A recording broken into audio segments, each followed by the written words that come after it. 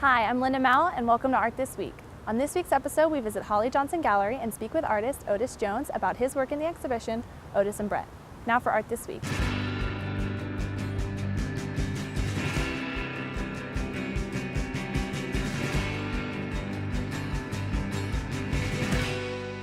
Welcome to Art This Week. I'm Liz Trosper, and I'm here with artist Otis Jones. Otis, thank you for being with us today. Of course. Yeah, welcome.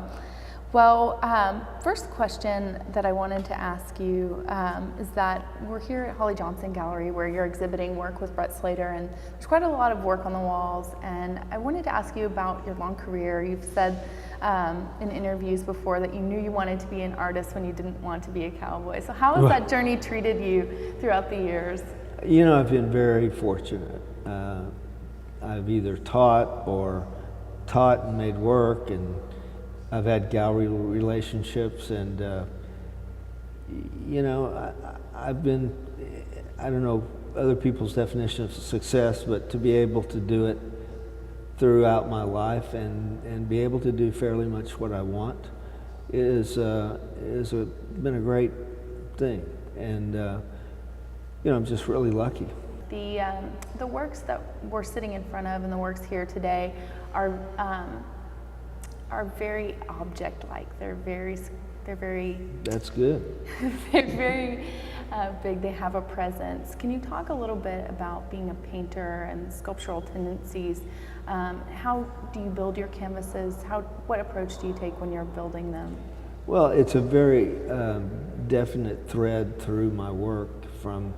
Even though my work has looked different at times over my career, it's always been involved with objectness and tactility, texture.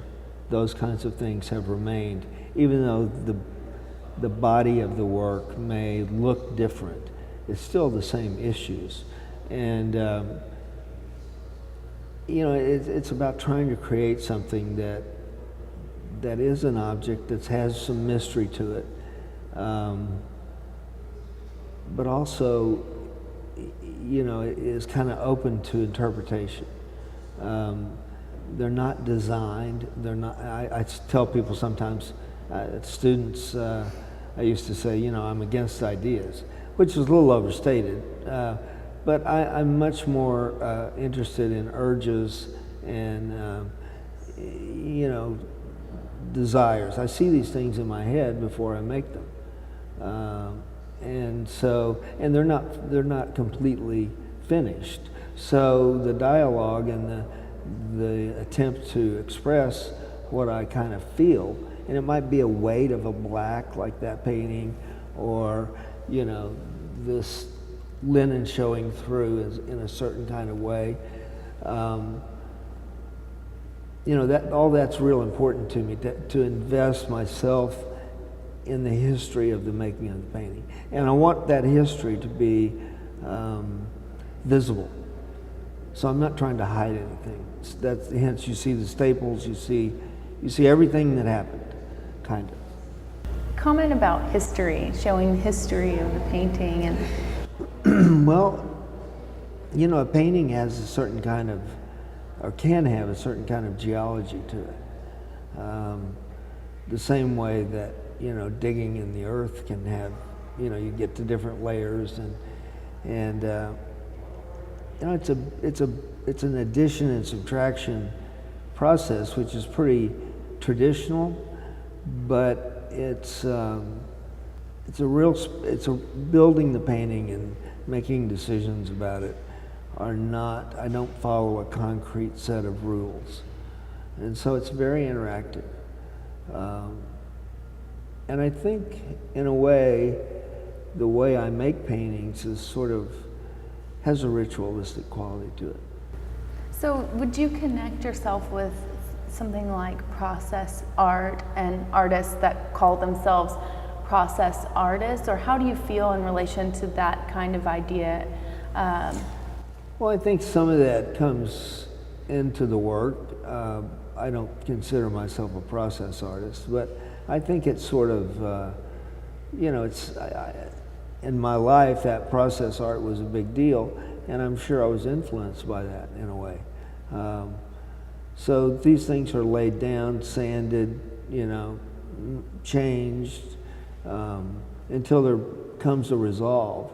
And, I want that resolve almost to be like a rock. So that you can't it's a gestalt that you can't separate. I don't know if that makes any sense, but Absolutely. yeah. So it's like I laugh sometimes and tell people, yeah, I'm trying to make my own rocks. And I love rocks. I collect them, I pick them up everywhere. But there's something about just the fact that you can't, it's so solid. And I'm not very successful at it in a lot of ways. But I keep trying to get to that sort of place where it's all together and it can't be really separated out. That's interesting. There's been a lot written about your collaboration with Bret, and I think that it's very unique. I think that it's beautiful. Why do you think that it's been so successful? Well, I don't know. And it remains to be seen how successful it is. But, Bret he saw my work here in the gallery at an opening, and he tugged on me on my sleeve and said, "Hey man, could I work for you or do something for you, hang out?" And he was in his last year at SMU, I think. And I said, "Sure, but I can't pay you." "That's okay." So he started coming to the studio. He understood things right away about how I operate. And we just became, I think when I met him to kind of interview him for the deal, we talked for maybe 3 hours. So we've kind of been on the same page, but it's slightly different. And where I come from in terms of my influences and his influences is quite a bit different. Well, my influences are directly from the natural world for the most part, whereas Bret's really come from comics, kind of color that comics have, and plastic toys, and just a whole milieu of things that he grew up with. And so, even though we share ideas about what a painting should be, and we have a great dialogue, he was my assistant for 3 years, and still considers himself my assistant.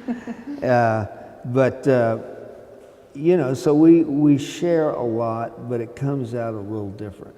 And I think where he draws from and where I draw from are just very different, even though it may end up looking close in the paintings. But that dialogue with Bret has been very serendipitous and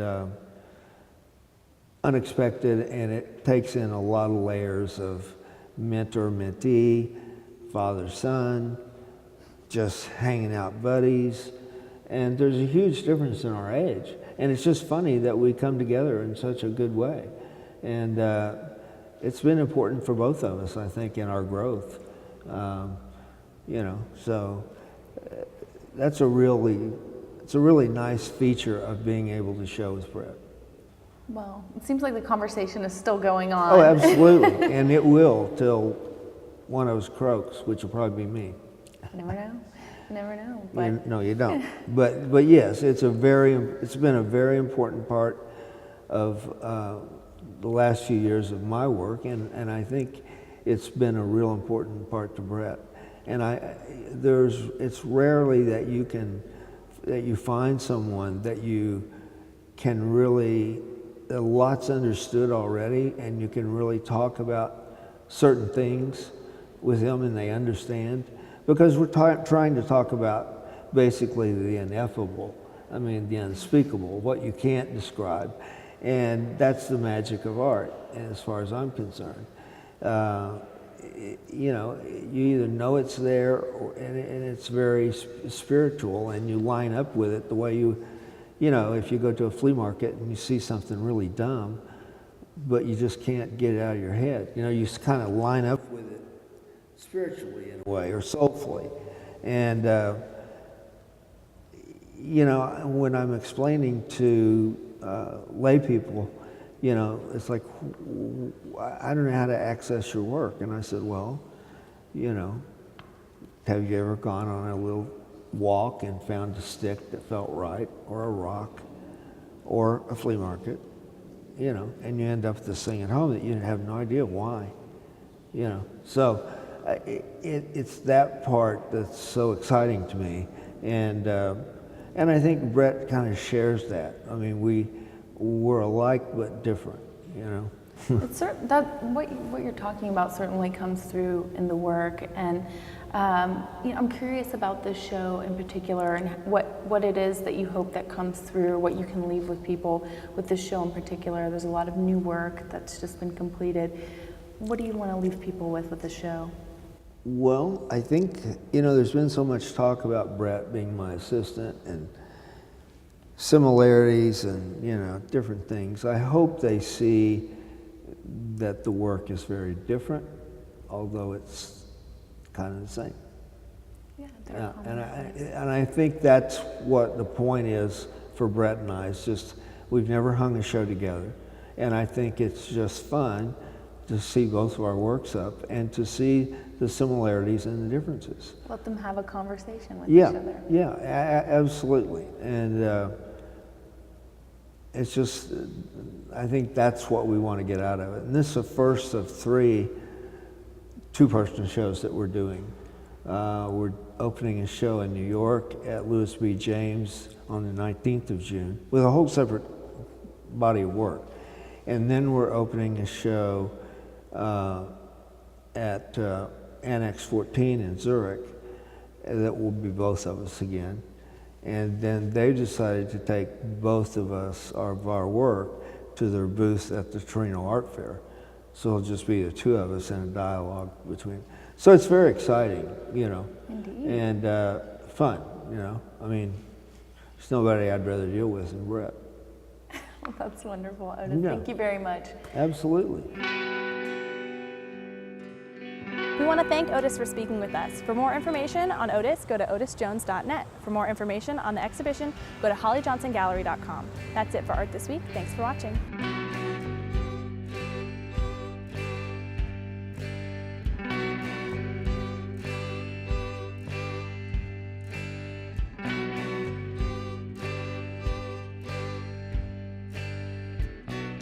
I still got your Polaroid.